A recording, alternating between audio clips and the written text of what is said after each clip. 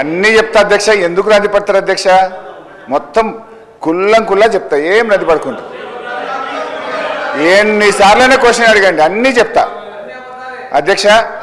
First ఎవడా useless fellow దొంగ అన్నది 100 సార్లు అంట. నన్ను ఎవడైనా దొంగ అంటే వాడు యూజ్లెస్ ఫెలో అన్న తప్ప వాళ్ళు అన్నది కదా అధ్యక్ష. అధ్యక్ష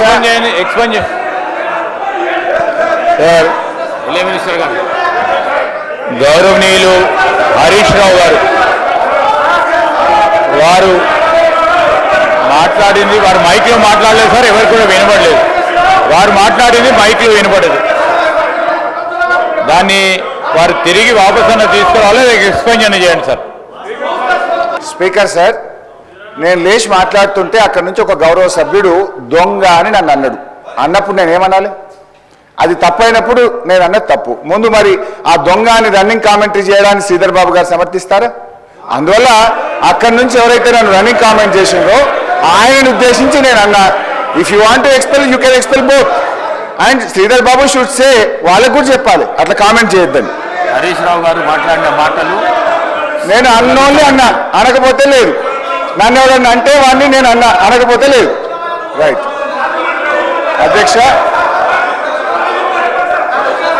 గౌరవనీయులు తొలగించేసి అంత సీనియర్ సభ్యుడు ఎల్ఏ మినిస్టర్గా పనిచేసిన అంటుండు.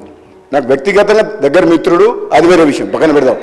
కానీ ఆన్ రికార్డ్ మైక్లో ఒక సభ్యుని యూజెస్ ఫెలో అనేది అధ్యక్ష.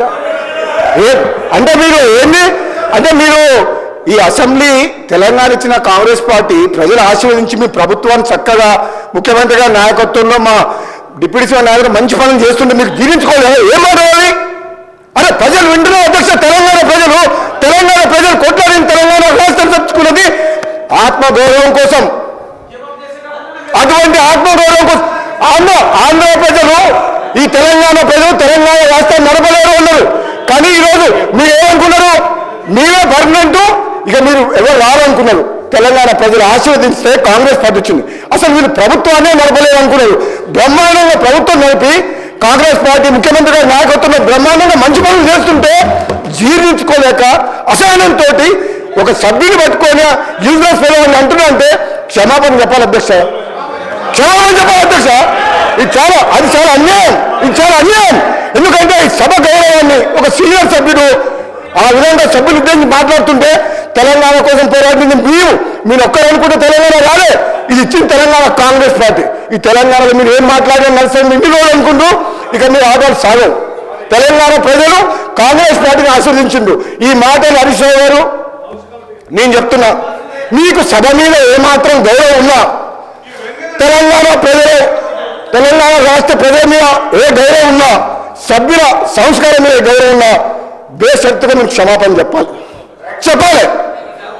చెప్పాల్సిందే. మీ ప్లేస్లో నేనులా చెప్తా. మీకేం కొమ్ము మీరేం కింద పడిపోరు, మీ కిరీటం ఏం పడిపోదు. కానీ ఆ మాట అనడం మాత్రం మీలాంటి వ్యక్తి.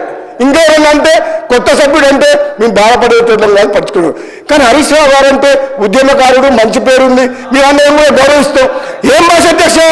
తెలంగాణ సమాజం మొత్తం మన మీద ఎన్నో ఆశలు పెట్టుకొని ఈ తెలంగాణ రాష్ట్రం కోసం 1000 మంది యువకులు ఆత్మ బలిదానం చేసి ఈ సభ నడుస్తుంటే బ్రహ్మాండంగా వాళ్ళ సమస్యల కోసము మాట్లాడే ఒక మంచి పద్ధతిలో మాకు చెప్పాలి. కానీ మీకు ఎప్పుడు అధికార హోదాలే కావాలి, ప్రతిపక్షం వద్దు అంటే ప్రజలు ఇచ్చిన తీర్పును కూడా గౌరవించకుండా మంచిగా బ్రహ్మాండంగా పనిచేస్తుంటే ఇచ్చిన హామీలు కూడా అధ్యక్ష గౌరవ ముఖ్యమంత్రి గారు రేవంత్ రెడ్డి గారి నాయకత్వంలో ఈరోజు ఇచ్చిన హామీలు కూడా ఒకరి తర్వాత ఒకటి అంటే ఉచిత బస్సు ఇవ్వడం తప్ప, రైతులకు రుణమాఫీ చేయడం తప్ప, కరెంట్ ఇవ్వడం తప్ప, మన బడి పిల్లలకు మెస్సాలు పెంచడం తప్ప ఇన్ని మంచి పనులు చేస్తుంటే వీళ్ళ కడుపుల మంట జీర్ణించుకోలేక ఈ విధంగా మాట్లాడుతున్నారు. ఇది అన్యాయం అధ్యక్ష. ఇది క్షమించడం చేయడం. నేను చెప్తున్నా, మీరు ప్రతిపక్ష హోదా కూడా కోల్పోతారు. మర్యాదగా మాట్లాడకపోతే కనీసం మాకు ప్రతిపక్షం లేకుండా ప్రజాస్వామ్యాన్ని కూలి చేసిన వ్యక్తులు వీళ్ళు మాకు దొంగని అంటే ఎవరు దొంగ? మీరు అప్పులు చేసిండ్రు, అనవసరంగా అప్పులు చేసిండ్రు.